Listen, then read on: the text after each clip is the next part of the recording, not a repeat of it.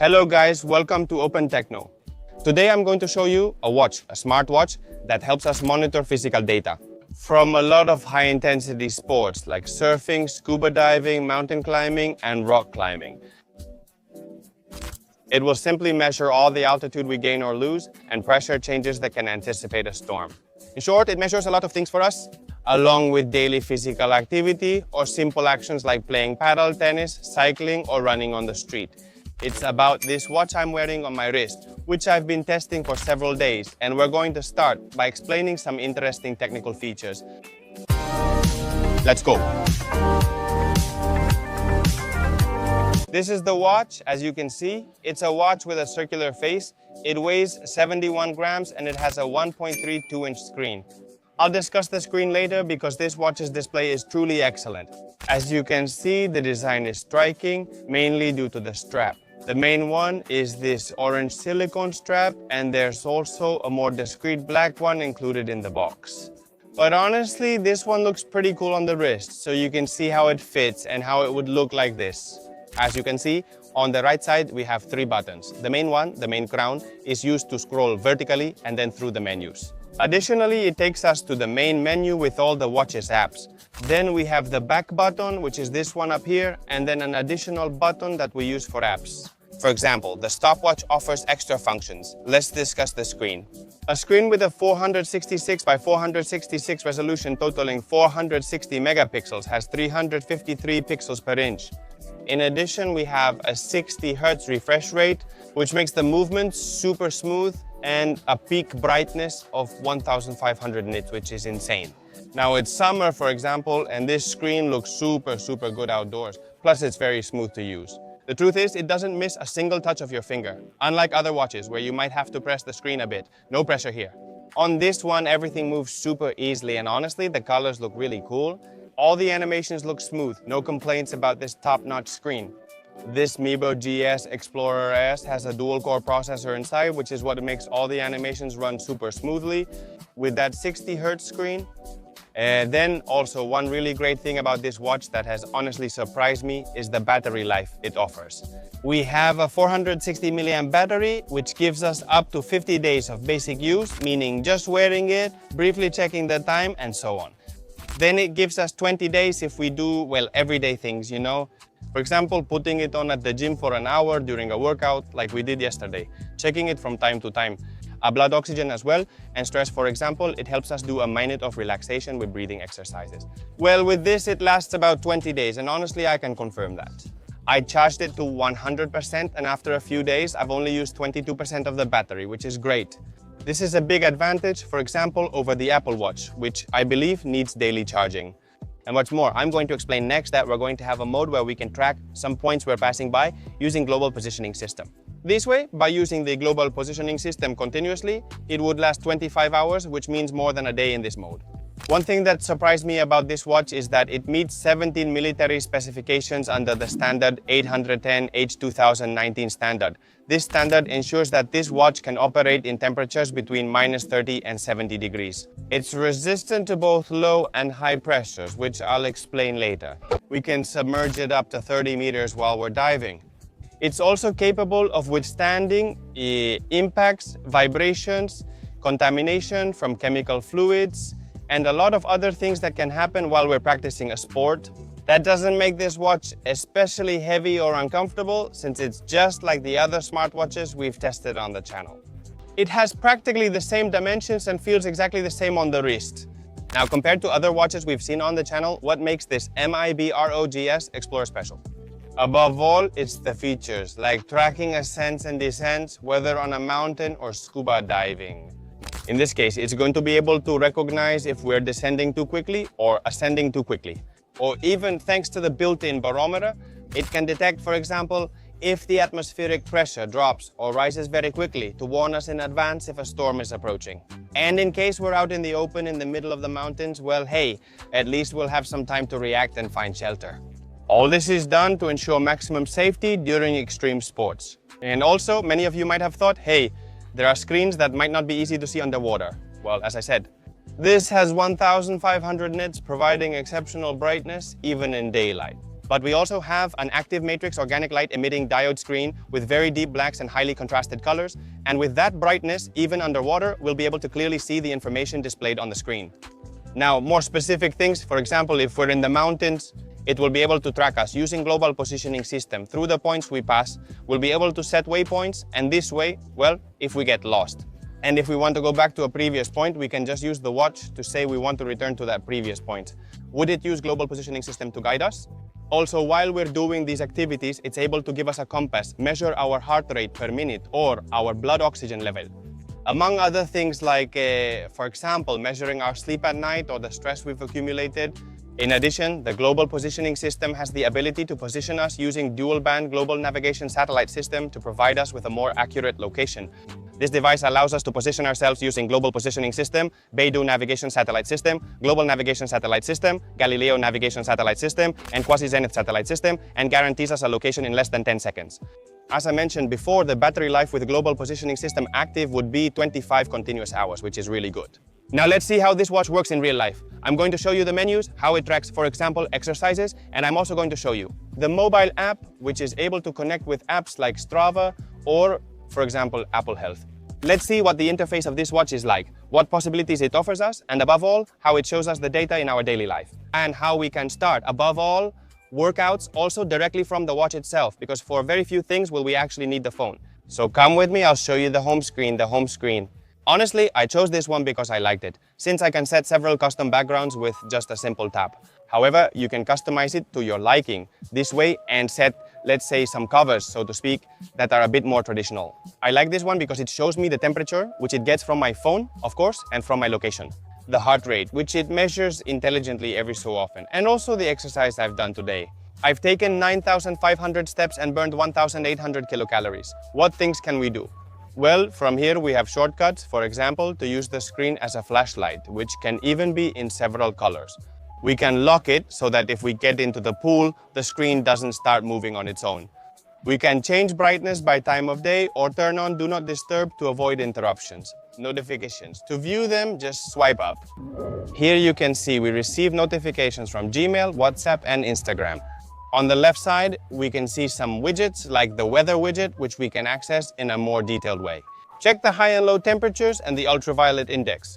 How is it going to be in the next few hours or, for example, in the coming days? It's quite comprehensive. It measured my heart rate at 77 BPM 16 minutes ago and my oxygen level at 97% saturation 48 minutes ago. Last night's sleep, or for example, what time does the sun rise and set? Today we have 15 hours of daylight.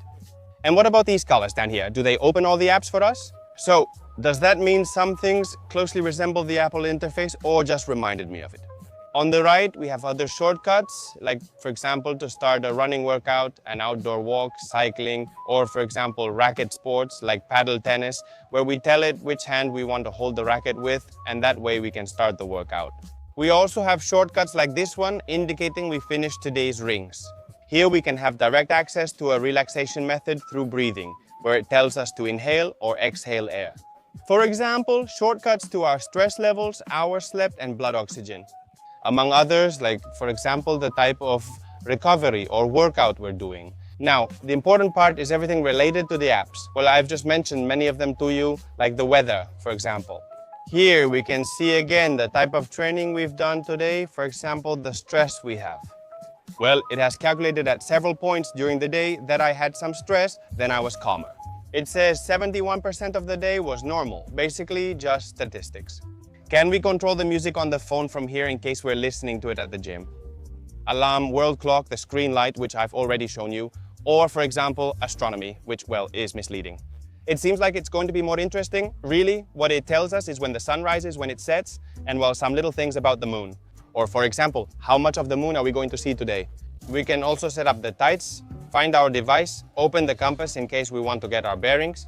It hasn't asked me to calibrate yet, but sometimes it does. It also tells us which direction we're facing. At what altitude, at 659 meters, is Valladolid located? Can we control the camera while recording on the phone? Other things, like for example, stopwatches, calculator, which is pretty good, and well, it lets us do some basic calculations here. Calendar also looks very good.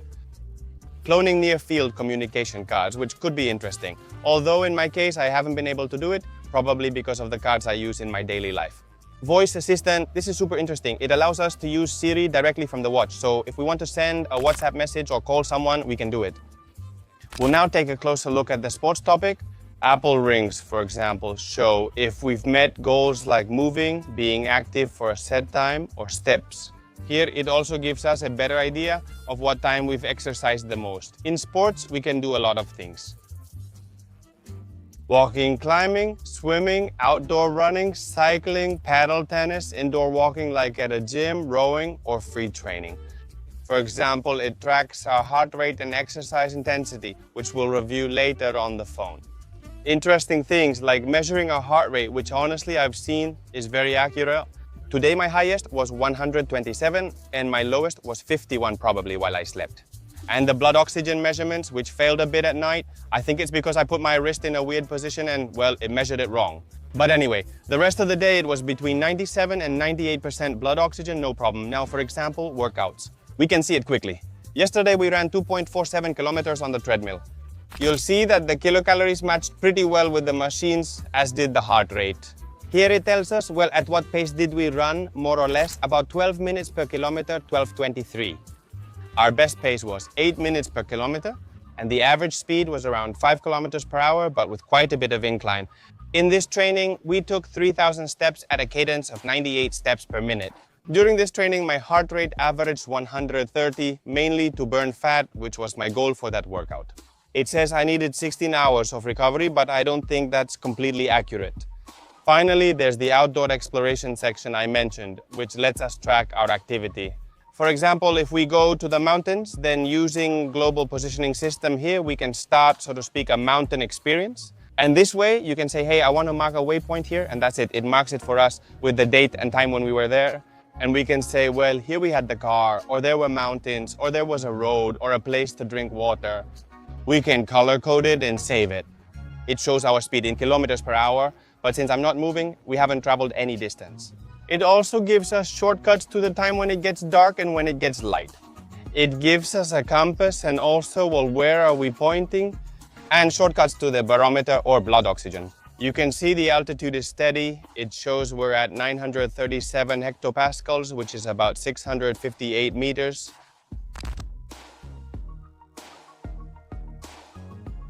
We've moved from the starting point and can mark it now. For example, another one saying, hey, here we have the car parked. Let's mark it in purple, come on, and let's add it now.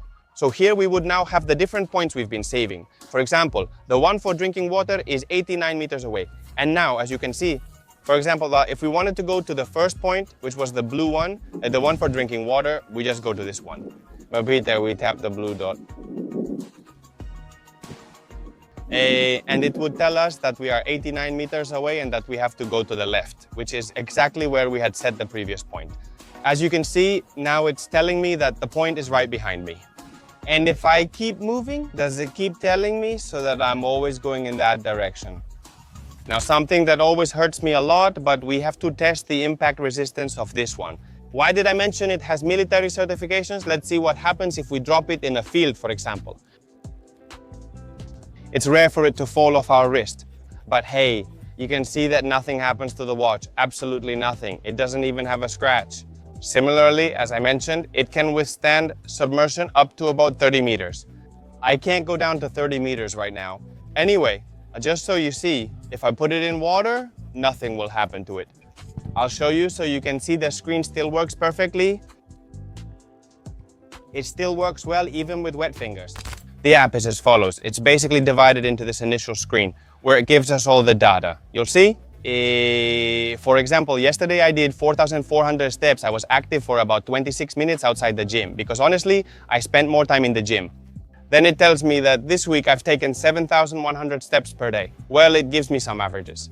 Let's look at yesterday, for example. The workout we did yesterday was about 38 minutes freestyle, during which I burned 180 calories with an average heart rate of 94. Here it provides more details. Well, for recovery time in about 10 minutes, and I was in the warm-up phase in terms of heart rate for 13 minutes. Then, for example, on the treadmill we did 2.47 kilometers in 30 minutes, and here it gives us more data. We go to this chart which tells us the average heart rate was 130, which helped me, well, to warm up, to burn fat for 12 minutes and aerobically for 14 minutes. The average cadence, which was about 98 steps per minute, and then the pace, about 12 minutes per kilometer. Then in the app, it records our heart rate more or less every day.